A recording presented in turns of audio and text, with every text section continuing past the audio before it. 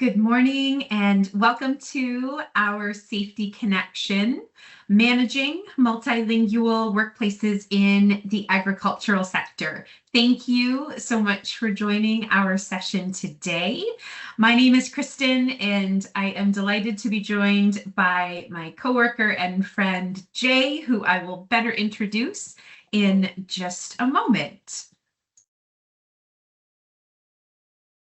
To begin our session, we would ask if you would not mind to share some general information within a demographic survey. This is to better understand who are participants within events such as this Safety Connection and ensure that we are providing accessible events and training for all individuals in Ontario. We are collecting the information on behalf of the Ministry of Labour, Immigration, Training and Skills Development. That said, responses are completely anonymous and no information that is personal is collected from you. Of course, the survey participation is optional, and I will invite you, if you do wish, to share your thoughts through the survey, either by clicking the link on the screen or in the chat, or scanning the QR code on the screen or in the chat. A browser window will open for you to begin the survey. A question will ask you for a 6-digit code. That is the function number that you see on the screen and in the chat. I will leave you with a minute or so to complete the survey if you choose to.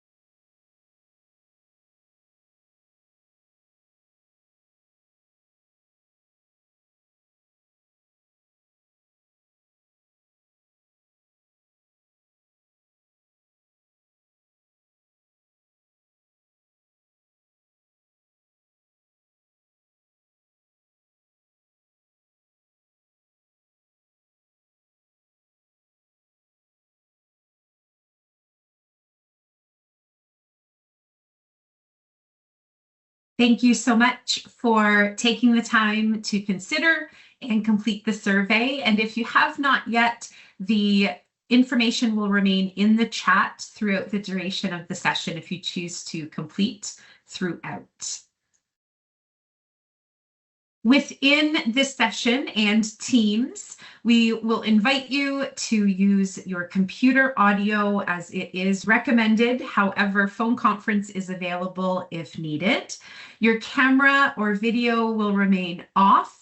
However, you will have the opportunity to use your microphone. If you wish to participate in the discussion through audio, we welcome you to raise your hand, which is across the top toolbar of your Teams app. And we will then unmute your microphone to join in the discussion. Of course, we welcome you to contribute through the chat throughout the session. This session in particular does involve several questions for interaction as well as information sharing with WSPS to inform the methods and types of solutions that will support workplaces, especially those who are multilingual or face other communication opportunities such as literacy. In addition to the chat, there is the opportunity to share your reactions. There will not be formal polls within this session. However, as mentioned, we will have a few questions for you that we will invite you to contribute in the chat or through the raise hand, and we will allow your mic. Teams does have accessibility features, including live captions through the More option across the top toolbar, as well as various views, including full screen. The goals of our Safety Connection events truly are to share information from WSPS to you, as well as from you to each other and WSPS. This virtual opportunity allows those across the province and even beyond to come together to have conversation on a topic of importance. And in today's conversation, it is health and safety and otherwise, truly communication strategies to share those important pieces of information throughout our workplaces. To get to know you just a little better as we begin our conversation, I welcome you in the chat to drop the type of operation you are joining us from. Are you representing a livestock operation, cattle, poultry, or otherwise, a greenhouse operation, fruit, vegetable, flower, or perhaps other type of field crop from oilseed to grapes? Awesome. We have some greenhouse and field.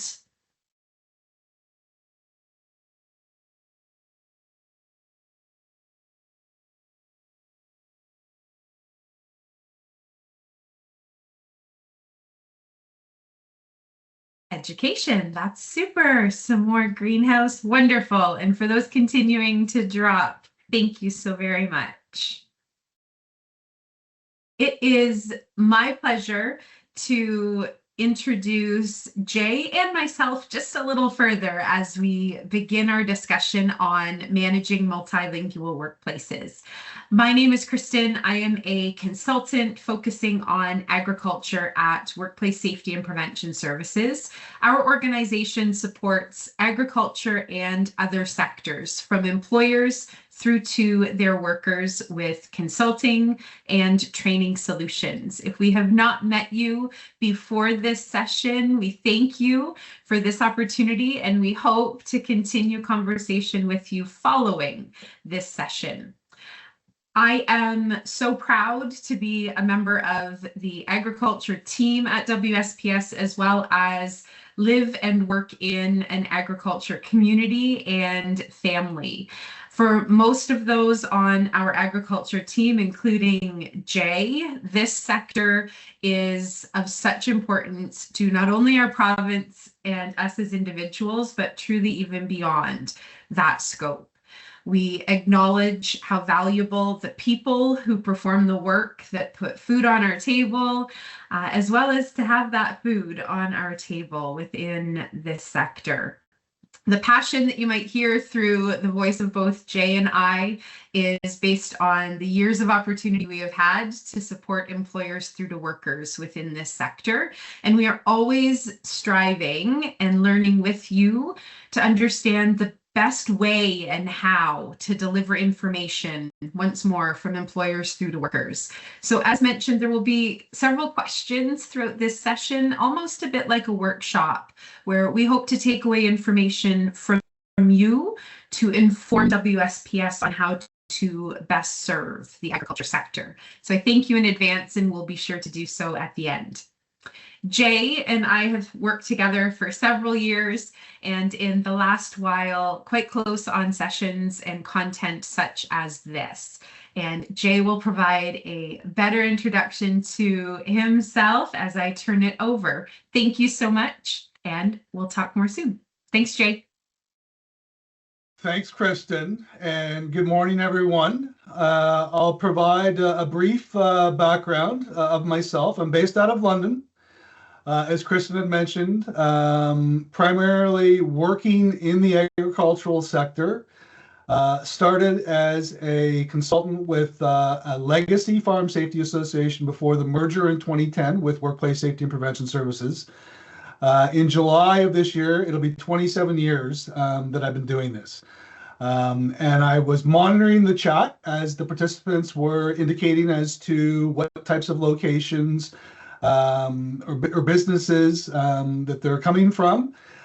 Very familiar with the greenhouse industry, field crop, fruit and vegetable, and have done numerous sessions at farms throughout southwestern Ontario with workers, farms in particular, that are using the temporary foreign agricultural worker program, where language, right, sometimes is an issue or a challenge. So that's probably one of the primary reasons that my fellow colleague selected me to present this morning to you.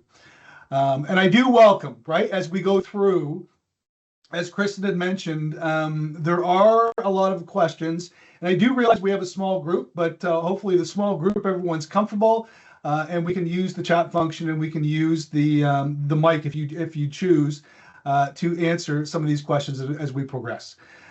So the agenda for this morning is to discuss communication barriers, and for not only for Kristen and myself to share with you what we've experienced, but to also for you to share with us as to what's working at your particular business.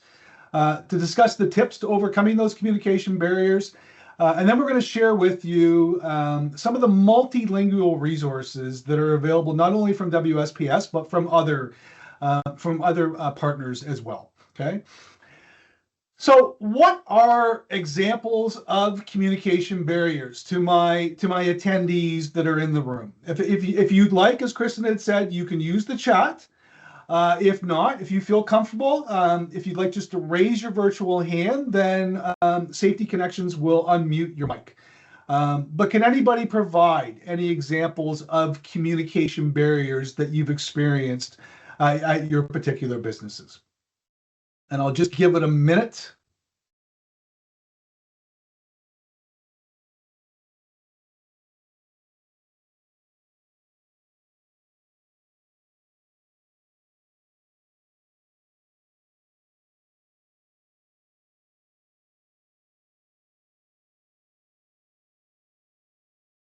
Okay. Written and verbal training, Sophia says. Okay. So when we talk about communication barriers, we need to consider, right, when we're talking about the culture for where some of these workers may be coming from. And the norms from one culture to another may seem unfamiliar to people from another culture.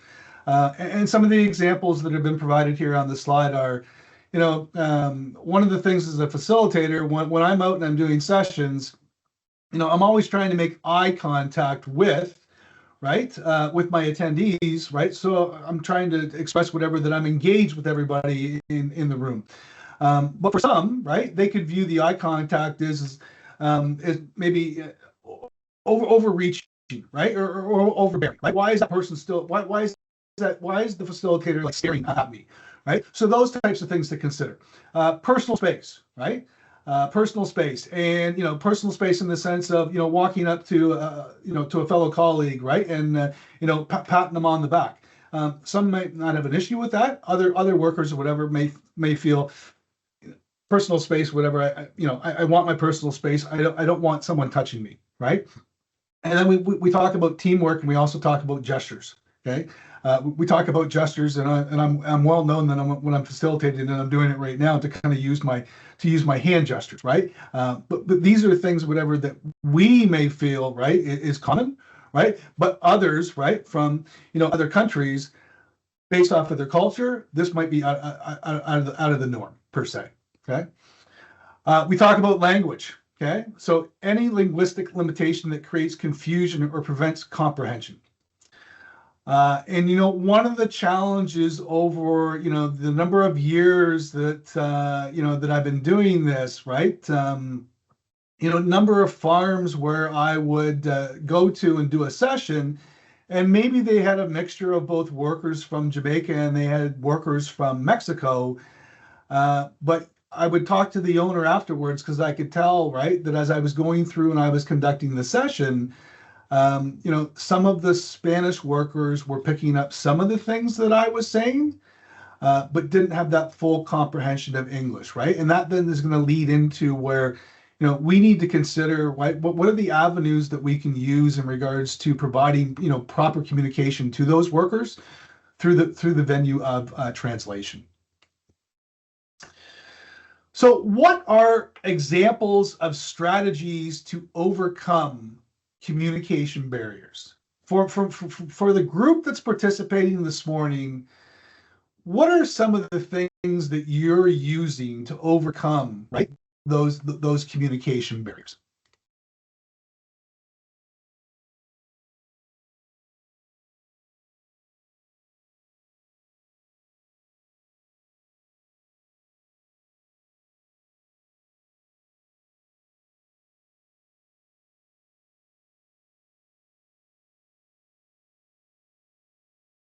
So it's mentioned there having a translator during training and instruction.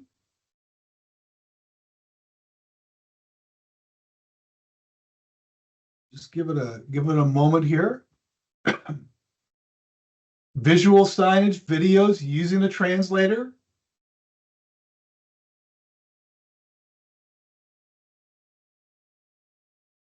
Seeking or searching out for training, right, in their language. Okay, so yeah, so the common thread here that I'm seeing is, a lot of the businesses are using translators, right? Visual signage. I think we speak to this later in the session in regards to pictograms that can be used, or posters. And then, yeah, trying to, and for some places, sometimes that is a challenge to find, excuse me, find someone or whatever that can provide that translation to those particular workers. Okay. So we talk about tips for overcoming communication barriers that we want to, talk with the workers. Okay. Ask workers what they need from you to understand how to stay safe. And I think one of the first things that needs to be, done, and we need to consider, is that there needs to be that open communication, right? That when there is a language barrier, that we've got new workers coming in, maybe not well versed in English, that we're factoring in the translation, and that we're talking to those workers. One of the things that I've seen over the years is that, in particular, for someone possibly that is on the seasonal program or the 2-year program, when they're first getting here, they're overwhelmed. Okay, they're overwhelmed. They're in some cases they're afraid to ask questions, to speak up, and that kind of starts with the employer. Okay, that starts with the employer in relaying to those workers that tell us what you need to ensure whatever that you're going to be working in a safe environment, and not be afraid to ask questions or to speak up. Okay. Learn about the cultural differences and share experiences. Okay. So get to know those employees and the unique experiences that they bring to the workplace. Okay. And when you've talked to those workers, we need to proactively educate to the rest of your team about those cultural differences. Okay. What we take for granted here, right, in Ontario or in Canada, may not be the same, let's say, in Mexico or in Jamaica or in Trinidad Tobago, right? So to have that open communication with those workers. Okay. This becomes very important. Okay. Clear and simple language. Okay. And I'm not saying to dumb it down, right? But to have the clear, simple messages to those workers. Okay. And I'm looking at the one in particular there that is referencing the acronyms. Okay. Avoid, right, the jargon, the slang, the idioms, and in particular the acronyms. In health and safety, in particular, there are a lot of acronyms. Okay, so we can rattle off, OHSA, PPE. We're well versed in it. We know what those acronyms are, but these are the types of things to spell out clearly and say that, if you're going to use the term PPE, yes, but PPE stands for personal protective equipment. Okay.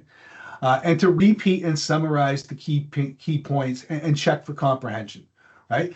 But if it's clear and it's simple, okay, and going over it, let's say maybe twice or 3 times to validate that what you've communicated to the workers, that those workers do fully understand. Okay. Some of the attendees had mentioned this, to use the visuals. Okay.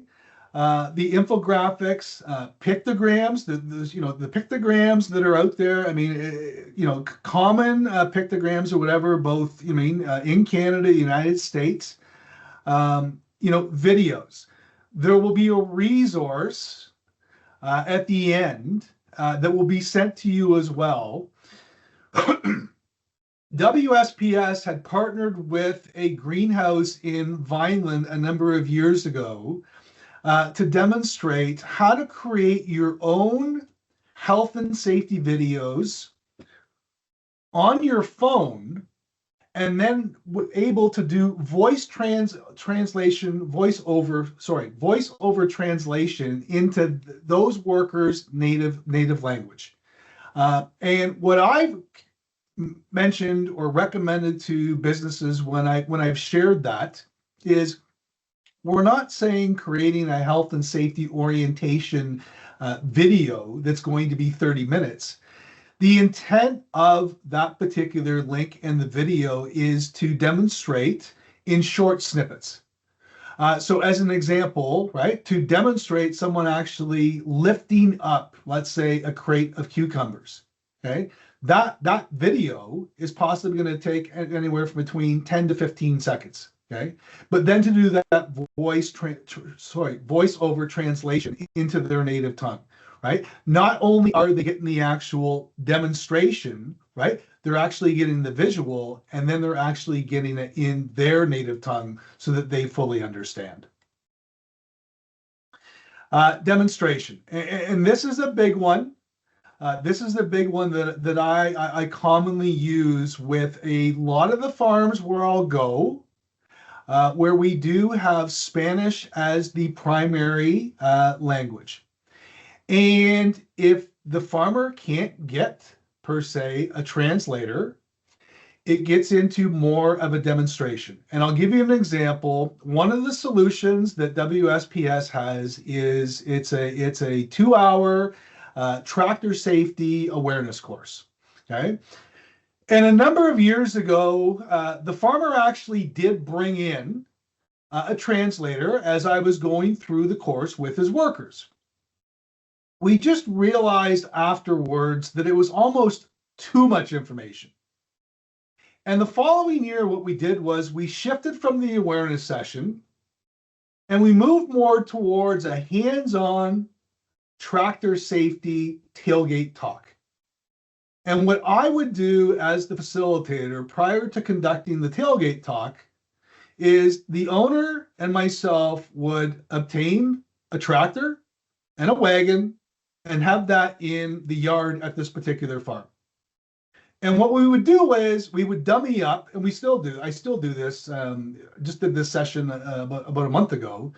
We dummy up the tractor. And what I mean by dummying up the tractor has on the front end forks, right? So we we raise the forks a little bit up off the ground, okay?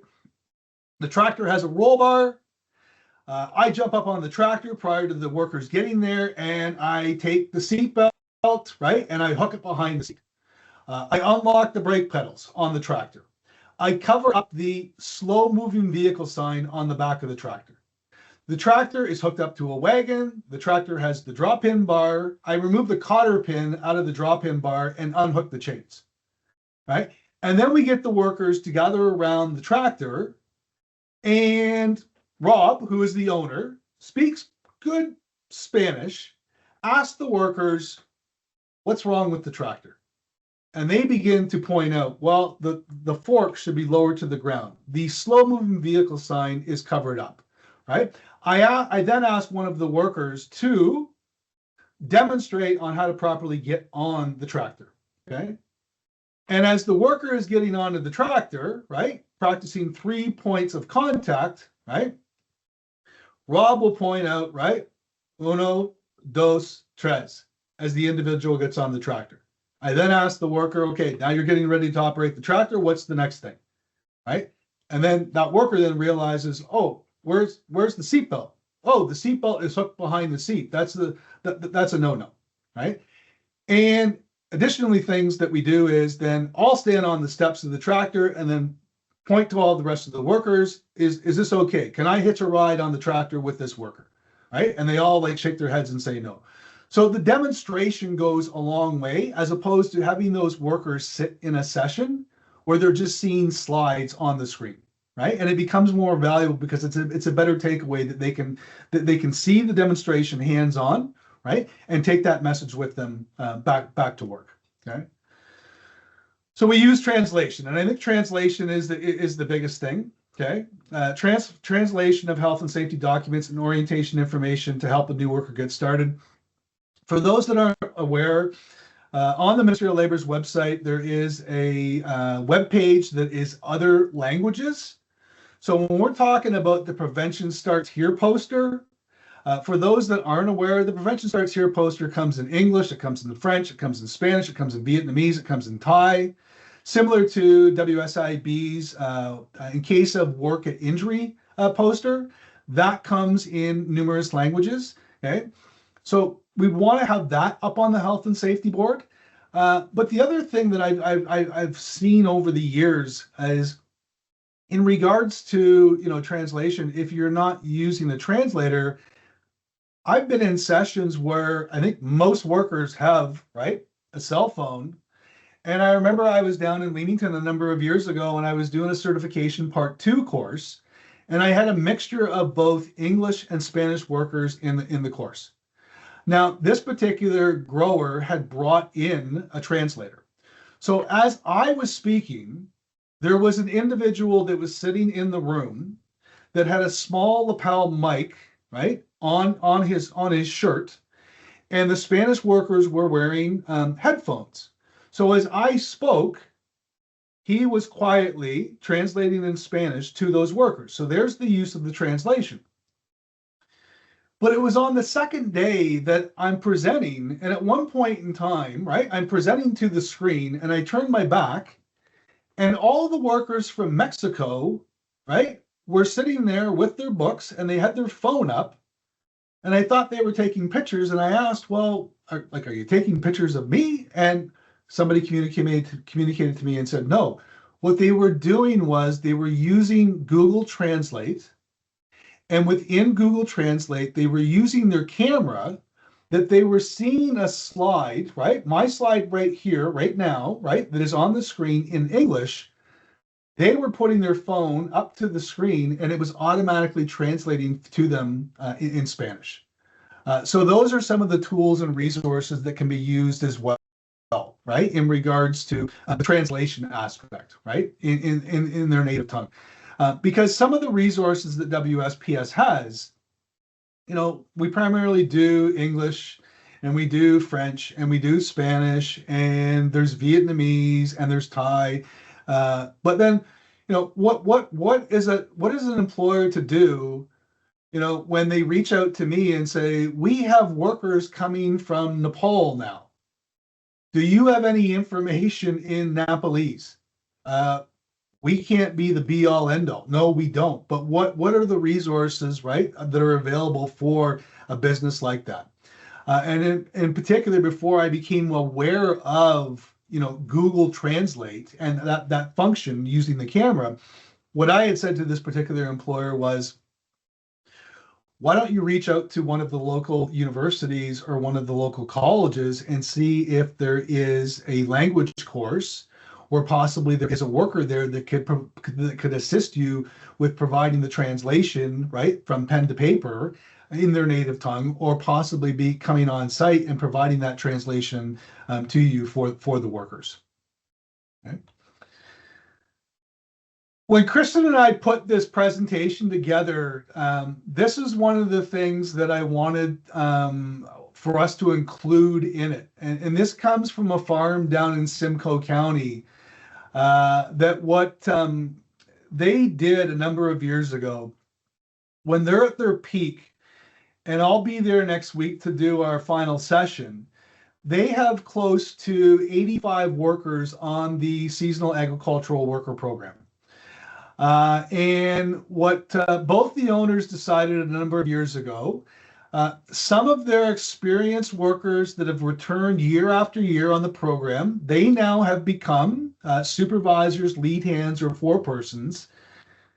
But as well, for the new people at the farm, or for the new workers that are on the program, and this is their first time to Ontario, they are assigned, yes, they have a supervisor, but they're also provided with a worker that has been coming to the farm for a number of years that is not per se a supervisor, but they are assigned a mentor. It is communicated to all when they arrive. If you have an issue or a concern, feel free to go to one of the owners. Feel free to go to your health and safety representative. Obviously, you can go to your supervisor, but if you don't feel comfortable in going to either of the owners, right? You're hesitant, you just got here, you don't want to speak up, you don't want to go to your supervisor, you don't want to go to the rep, you can go to the mentor, right? You can go to the mentor and ask those particular questions, okay? Because the mentor, right? They're familiar with the farm. Excuse me. They're familiar with the program. They're familiar with, okay, this is when we go to get groceries, right? It's those types of questions that individual can ask, okay? Set up group chats, okay? A lot of farms that I work with, they ask first, okay? It's not mandated that it needs to happen. But a common tool or a common app that is used is, and I'm sure most in the session are familiar with this, WhatsApp.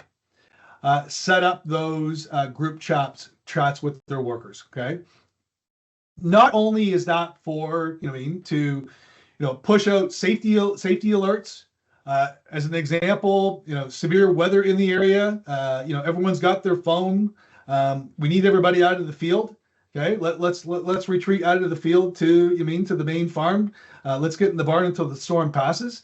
But also, right, just the communication, right, between the workers, right, as well as the employer. Okay, schedule informal check-in meetings. Okay, communication is critical to building trust and developing relationships. We go back to the farm that I mentioned about developing that mentorship program.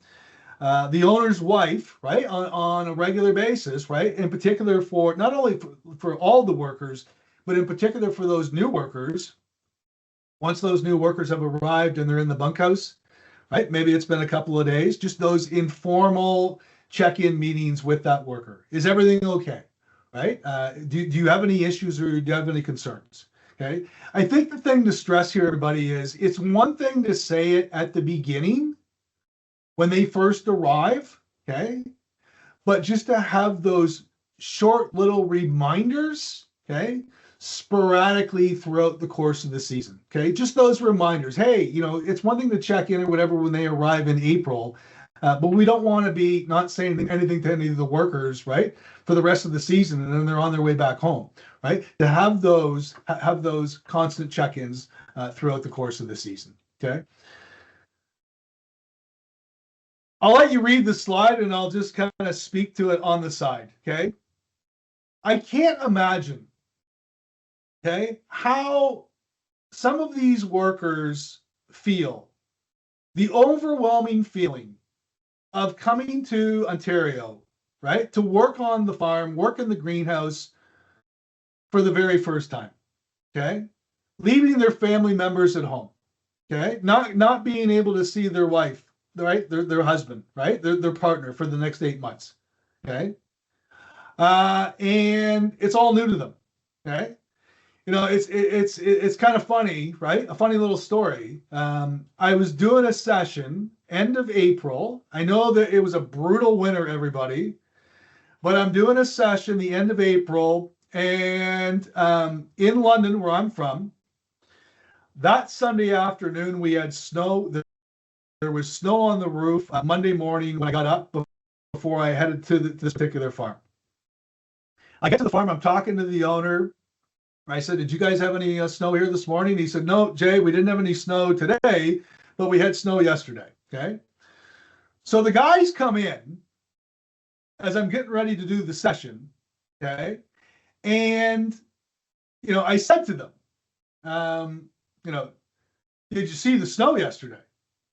And they're like, yeah. And I said, did you like it? And they're like, no, right?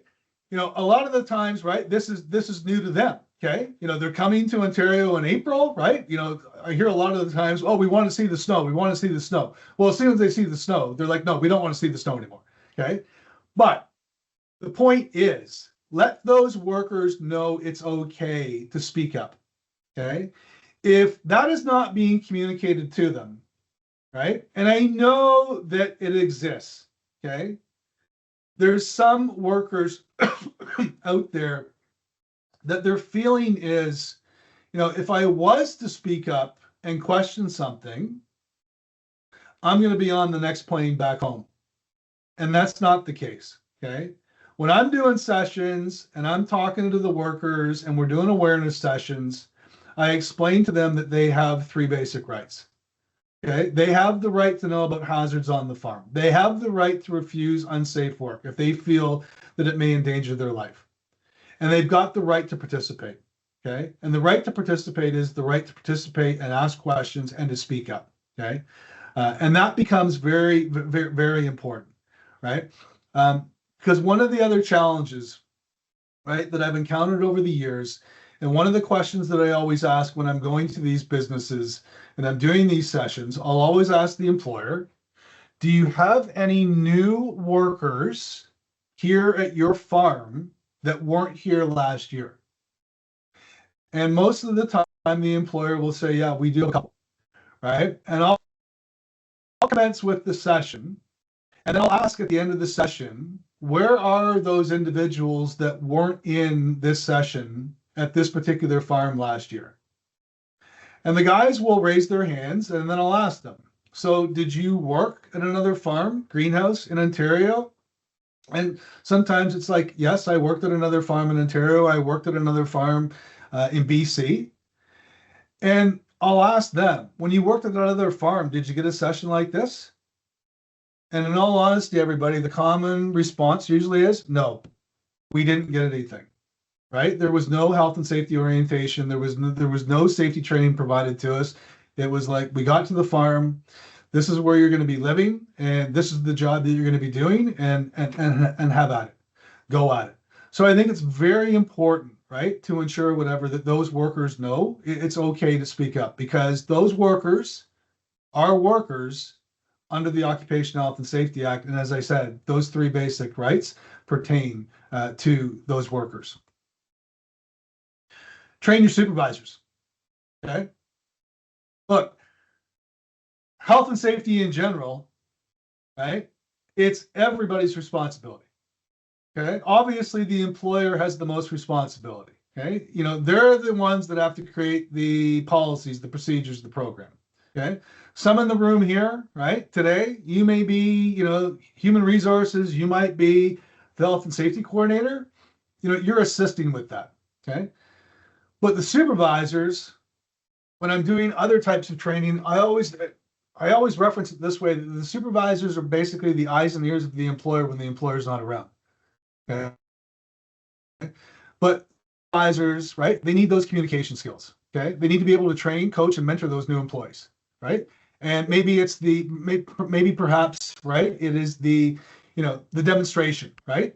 Or assisting in the creation of that short snippet health and safety video. Kristen, I'm just going to ask, because there was just a little pause. I'm still here, right? You can hear me? Just a nod. Okay, thank you. Okay. Providing access to English and other language training. Okay. So one of the things that I've noticed, English is a second language. But for a lot of these workers that are coming back year after year, maybe when that worker first got here, couldn't speak any English, right? Their predominant language was Spanish. And now there's some farms, right, where I'll go, they don't need to bring in a translator because that worker, right, over the years, right, has become very well versed, right, in speaking English. And providing social networking opportunities, okay? facilitating social networking by getting people together and organizing events. And this very well could be, there's a business that I go to, excuse me, just outside of London. We combine it with a Spanish safety tailgate talk. But I'll do the Spanish safety tailgate talk and talk about some of the hazards that are on the farm, talk about their 3 basic rights. And then this employer provides, right, following the session, there's a barbecue for the workers, okay? Other businesses I know down in the Leamington and Kingsville area, numerous greenhouses that I'll pass by. Even up, there's a couple of greenhouses in Huron County that have this, they've created a soccer pitch for their workers, okay? For their workers to, play soccer. Or cricket is another common sport that is common, right, in the Caribbean. And in Leamington and Kingsville, right, I think some of the greenhouses actually have teams and they compete for, for a soccer cup. So the social networking opportunities, right, go a long way in making that worker more comfortable when working in Ontario, okay? So what languages do workers use in your workplace? And we'll just revert back to the chat for this question. And stick with the chat because there's like back-to-back questions as we go through. So what types of languages do your workers use in your particular workplace? Okay. So Rachel says English and Spanish. Do we have any Vietnamese, Thai, English, Spanish, Portuguese, and Khmer, Filipino? All right.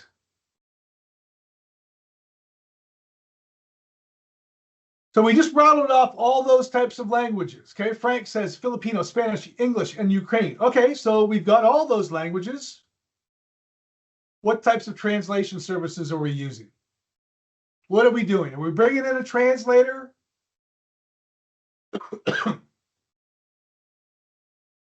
Are we taking our documents and using some type of translation service? Do we have workers in those native languages that are very well versed in English as well that are assisting you with the translation? Google, AI, workers, Google Translate, or the Apple. We have an employee in HR whose first language is Spanish. Excellent. So one other one that I've come across, I know Google Translate, right, is good. Workers, Spanish-speaking trainer, and Google Translate. Don't quote me on this, but I was doing a session, had a translator. I referenced Google Translate, and that translator cut me short right away and said, "Don't use Google Translate." And I was like, "Why? Everybody uses Google Translate." And the one that, there we go, is not always accurate, correct. What she referenced was, and I have it on my phone, it's called DeepL, capital D-E-E-P, capital L. This translator had said this was the translating app that she used. And as was just referenced in regards to Google Translate, the one thing that I learned a number of years ago when I was doing some work with a greenhouse in Leamington was the human resources manager indicated or pointed out to me that Google Translate is great, but if you have workers coming, as an example, from Mexico, unbeknownst to me at the time, she had indicated that, workers from northern Mexico to central Mexico to southern Mexico, there's different dialects, okay? And what somebody might be able to understand in the north can be totally different in the south, right? So we want to factor that in as well. But just another one that I just mentioned there was DeepL, okay? Okay, so we've talked about the languages. We've talked about the translations services. What's the group using in regards to multilingual resources? When I saw all the attendees pop in the chat that we've got Spanish, we've got Thai, Filipino, Ukraine, what types of resources are you aware of that are out there? What types of resources are you using? Have you found posters in those native languages? Are there documents that you're using?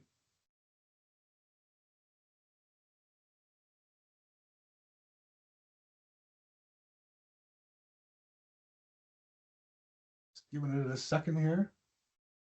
Oh, I like that one. Kristen will like that one. Someone said we use WSPS. All right. Give it a second.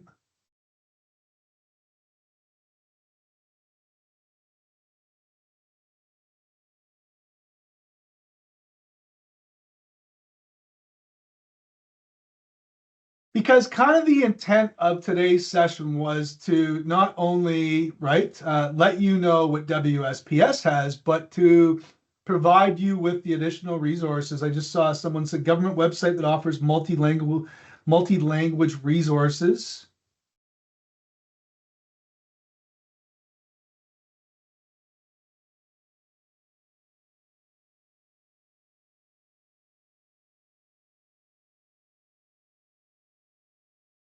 I know not across the entire province, but I know that, and I think it's Sophie that is coming from Leamington. And so one of the examples that I'll just provide, I know that some of the health units, I think the Windsor Essex County Health Unit has some resources in other languages. Spanish version of all our posters online, WSPS, Canadian Center for Occupational Health and Safety, OSG. Okay, so yeah, so there's resources that are available, right? That are out there, okay? That we just want to make sure that you're aware of, okay? So, oops. So let me just go back because it just jumped too quick. So we talked about the resources that you use, but here's our ask of everybody that's participating or entered into the chat. What multilingual resources do you need? What's one of those things that you're like, I can't find, right? Anything online from any of the ones that were just mentioned. Some companies get support from their own employees. You know, like one of the, as people are using the chat, one of the common things that people get asked of us is certification part 1, certification part 2 for certain agricultural operations. Greenhouses in particular, if you've got over 50 workers. Hey, Jay, do you provide Cert Part 1 and Cert Part 2 in Spanish? I don't speak Spanish. Okay, we can do it, guys. Okay, but I always just tell the client, we can do it, but it's going to take a little bit longer. Okay. Example, this year, the Ontario Pork Congress will offer training in Filipino, Spanish, and English simultaneously. Okay, interesting. Okay. WHMIS training video that matches the English WHMIS 2015 30-minute video training. Okay. So Sophie, I'll piggyback on that one. And, you know, interestingly enough, I was just down there in April. We did a WHMIS 2015 workshop, which was for greenhouse growers to create. It was not only just for greenhouse growers, but it was to develop and create your own internal WHMIS training program. Will we get to a point where we have a Spanish 30-minute video? That's something that'll be a sidebar conversation with myself and Kristen and within WSPS. But I think one of my immediate thoughts would be that possibly, right? Maybe it's not 30 minutes, but to utilize, which will be provided to you following the session and the resources, but to utilize that how to create your own short snippet videos, possibly to, you know, go over the pictograms that are on site at your particular operation. This is what a supplier label looks like, right? To be able to, take that supplier label and then to translate it into Spanish, to point out to them, this is where the safety data sheets are. This is where the eye wash station is located. This is where the emergency deluge shower is located. Those types of things, right? You could possibly combine it all together afterwards. If not, then to provide that visual to those particular workers. Online training courses in Spanish that match all the, yeah, it's Rachel, it's a challenge, right? And that's what this is the type of feedback, right, that that we need, right? Because I know a number of years ago it was a former colleague when we were still at Farm Safety Association, and we would have our meetings, and anytime that we were developing any new products, it was obviously because Canada is a bilingual country, it was English and French, and it was Ron that brought up and started this, saying, guys, in my neck of the woods, when he was covering Windsor, Essex, primarily greenhouses, Leamington, and Kingsville, growers were clamoring for resources in Spanish, and hence that was the next language. That anything that we develop now from an agricultural sector standpoint, those are the top three. But yeah, it's getting more. We can provide the resources such as a tailgate sheet or a fact sheet, but we got to find that information or whatever for the, how do we create those videos? Okay. So multilingual resources. If you've been to any of our trade shows, this poster is here, right? So it's got friendly videos, little tips. I'm going to show you a video here in a second, but it gets into, use of ladders, how to properly work around, a tractor, material handling. Just going to go back to the comment here. Use of more images of video to communicate. Example here, Canada gives safety video. Yeah, multi languages. One of the other things though too, and Frank just brings up a good point I forgot to mention, and there was only one business that said that they were going to purchase these, and I still have not followed up with him to see if he was. Translation earbuds. He was wondering whether or not it was, first off, do they work? And I was like, well, you're the first one that's brought this up, but I supposedly, I throw in the earbuds, right? Set the language. I'm speaking in Spanish. Kristen could have the earbuds set to Spanish, and it automatically translates into their native language. Okay. So just to give you an idea of those short little videos, I'm just going to give you an example of the tractor one here. And I think it's only like 2 minutes. So I'll just play this for you.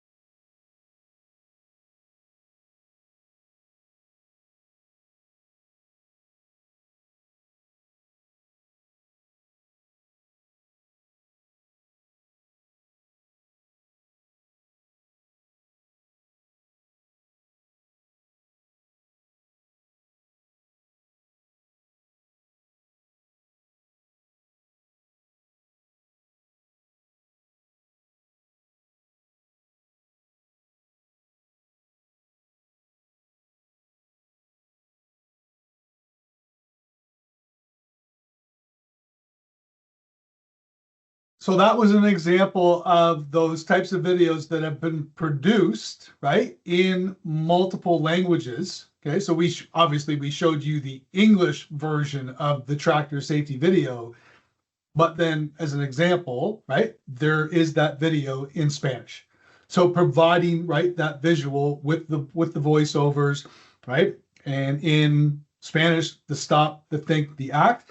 And I've had some businesses that have not utilized me coming out to do their tractor safety tailgate talk, but have used that video, and then the owner or the supervisor has provided the hands-on, demonstration to the workers who are going to be operating the tractor. Okay, so not only are they getting it, the high level overview, but then taking that information from the video and saying, and here's the tractor that we have. And yes, remember the roll bar that was shown in the video, and this is the reason to wear the seatbelt. And then as well, right, one seat means one operator.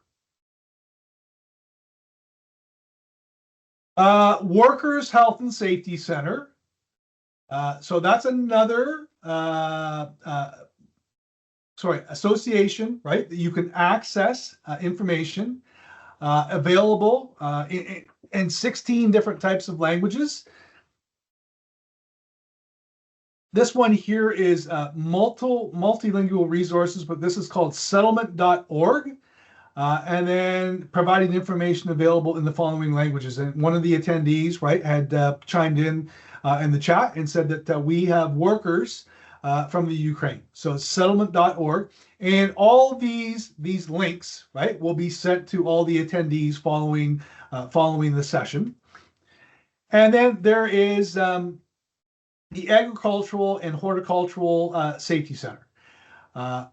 You punch in WSPS.farmsafety. It's going to take you to this individual landing page, and then gets into the resources that we have available for the ag sector. And resources, as I mentioned, we do have a lot of resources that are available in Spanish. Okay, now that's at the Ag Hort Center. And then the Resource Hub, right, which is also on our website. Languages, obviously, in French. We've got Mandarin, Punjab, Spanish, Tagalog, Thai, and Vietnamese. So there are resources that are there for businesses that are bringing in workers that English is not their native tongue. And we don't want the businesses to have to reinvent the wheel per se, right? But we wanted to make sure that the businesses are aware as to what is available to you. Interestingly enough, at the Ontario Fruit and Veg Convention in February, ran into an attendee, and we were having the discussion, and he said, he was honest. He said, I've got probably close to 15 workers now coming from Mexico. He indicated he is not well versed in Spanish. He had kind of, over the past couple of years, hadn't really provided any type of health and safety training. And we were having the discussion around the how to create your own videos, right? That I've mentioned.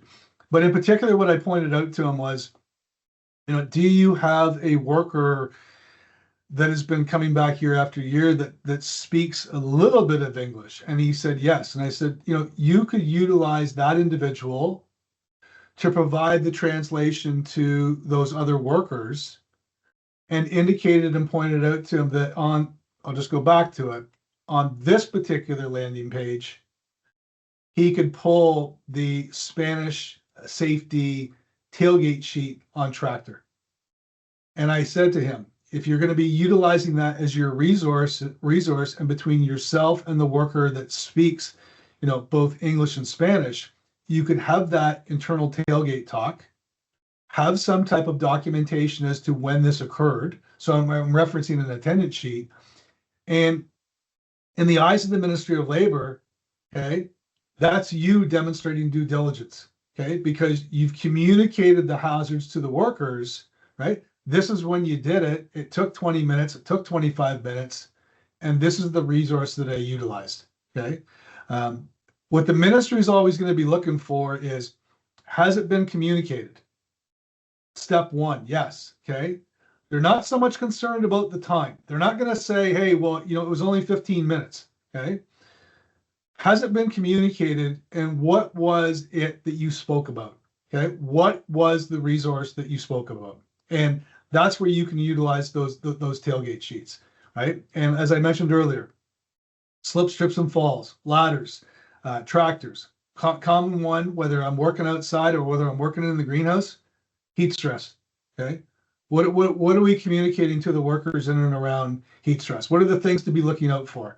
Right. And I know that some of the businesses, right, greenhouses in particular, when you get those high heat and humidity days, you stagger your hours, but that's fine. But the ministry would be looking, was there some type of communication to those workers about the dangers of heat stress?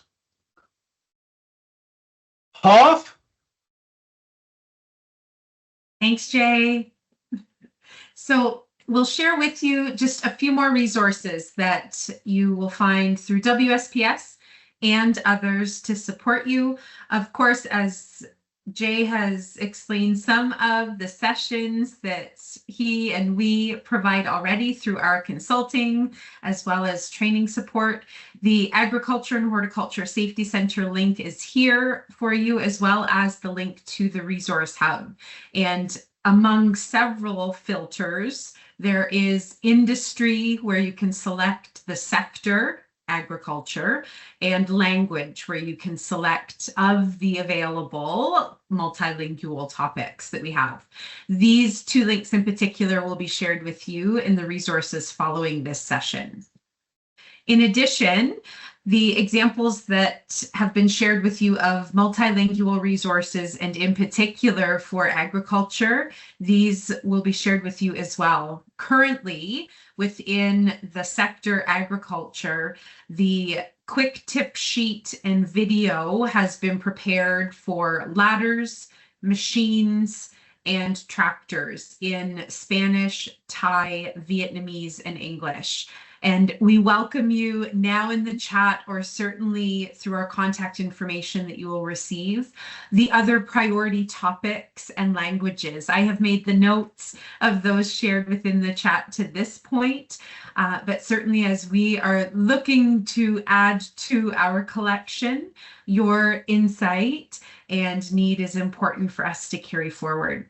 Jay referenced the collaboration with Jeffrey's Greenhouses in the Niagara region on preparing or creating your own short training videos with that bit of voiceover that was discussed. This resource here talks through how to do exactly that, using your phone to capture the bit of video and then placing the audio as overlap. I did want to mention as well, this type of session, referred to as our Safety Connection, is a regular event on various topics through the various sectors that we support, including agriculture. And one that is focused on agriculture in the next while to mention to you is on June 10th at the same time, 10:30 a.m. as the start. And this one, valuable for all types of agriculture, multilingual or not. This is conversation with the Ministry of Labor, Immigration, Training and Skills Development on their provincial campaign for 2026 to 2027. Beginning on April 1st through to March 31st of next year, the ministry does have a focus on the agriculture sector, and that involves our traditional agriculture or farming, from field crop through to the support provided to the sector, such as crop management services and equipment technician services as examples. So I do encourage you, if not yet, and you are representing an agriculture or farming workplace, do consider attending and registering for this session. And of course, reach out if we are able to, and hopefully we are, support you in preparation and through the ministry campaign. Essentially, within a campaign, it may be that an inspector will visit your workplace and have some proactive conversation on topics like, how do you communicate hazard information? What are the languages spoken by workers within your workplace? And how do you overcome some of that communication obstacle, such as the resources that you shared right through to translation? All of that information becomes really valuable in the discussion through this campaign. Ultimately, how do we support our internal responsibility system and protect every worker, regardless of literacy, language, or other, perhaps what might be initial obstacles within our workplaces that become opportunities? So do take note of that. Additionally, and as referenced, the translation support through partners, awareness training as a topic through the ministry, workbooks that can be requested in multi-language through the ontario.ca website, as well as an email directly to awareness feedback at ontario.ca. Settlement.org and the Workers' Health and Safety Center that Jay discussed as well, shared with you as resources. I did want to mention a couple of others focused in on agriculture. Agriculture Wellness Ontario has a set of wonderful programs and resources, including sessions. And one of those recent additions is the Introduction to Psychological Safety for Employers of International Agricultural Workers. There have been sessions scheduled, and I'm sure more to come in the next while, where employers are invited to attend to discuss some of those overwhelming states, as Jay alluded to, that our workers who have left their homes and arrived to our province to support our workforce may be facing, and how as employers you can share and network in the resources and strategies that will work well to support those workers, and in particular their psychological protection.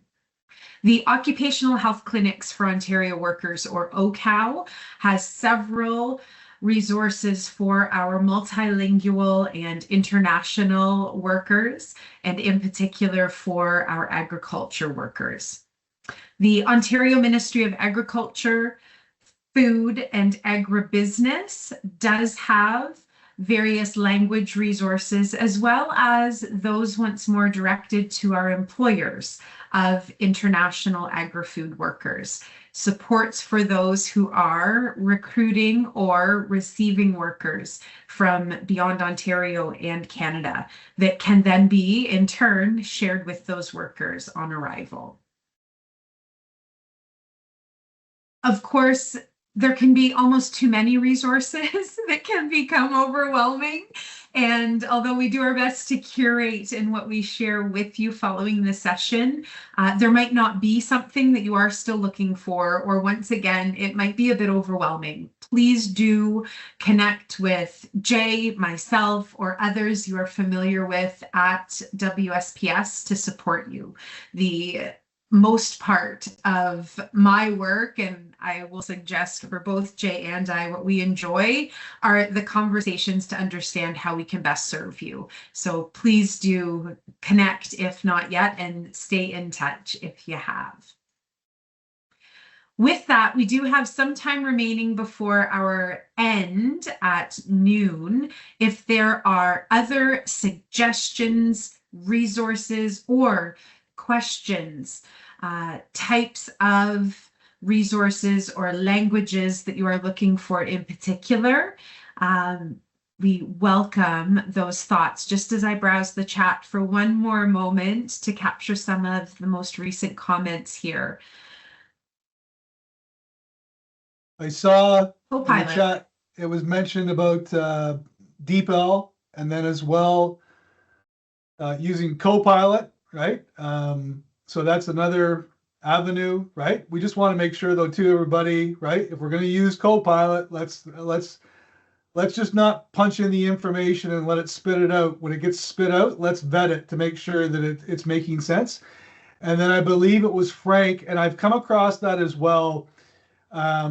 There are certain first aid training providers that offer the training in other languages, and Spanish being one of them, right? Also French, because let's face it, I mean, some of the businesses that we could be going to, you could have close to 80 workers from Mexico. You need somebody to be first aid trained, and the providers, because WSPS does not provide first aid training, but those providers that do recognize that, and that's another option. So just as he mentioned that, for those that, if you never thought about that and you're reaching out to a provider for first aid training, hey, it doesn't hurt to ask, do you have somebody, right, that speaks Spanish that can provide this training? Because then I'm assuming if it's Spanish only, then it's like, it's not going to take the longer time that it does when you have both, let's say if it's me doing a session with a translator, right? I always know, hey, I got to add an additional 30 minutes to that, because even myself, right? And you probably noticed that this morning, I tend to talk fast. So sometimes the translators are like, whoa, Jay, slow down. Like, say these two sentences and then I'll translate it. So I've gotten better. I've gotten better at that. 27 years and gotten better. 27 years. It only took me 27 years, Kristen. Yeah, no, such a great point. And some of the time when the session is the one language alone, such as Spanish, that greater opportunity perhaps for some networking that can occur between the participants and facilitator, or between the participants as well, but certainly not losing some of that value in having all of the individuals together for that same purpose, building those social connections. And one thing that I just want to add to just everybody in the session, I never realized this until it was a number of years ago. And it's, again, guys, it's the place where the owner does the temporary foreign agricultural worker barbecue. And we were doing a session, right? And I had done a number of sessions, okay? And one of the things that, and Kristen just did this, is we finish a session, we always ask, are there any questions? And it was a number of years ago, and I'm doing the session, and I said, are there any questions? And not even thinking, right? Like, there was a couple questions, and so I answered them. But the owner pulled me off to the side afterwards and said, did you notice anything different tonight? And I was like, no, what? And he said, after how many times we've done a session, he goes, tonight they asked questions. And he said, do you want to know why? And I was like, yeah, I do. Why? He goes, because now there's a comfort level.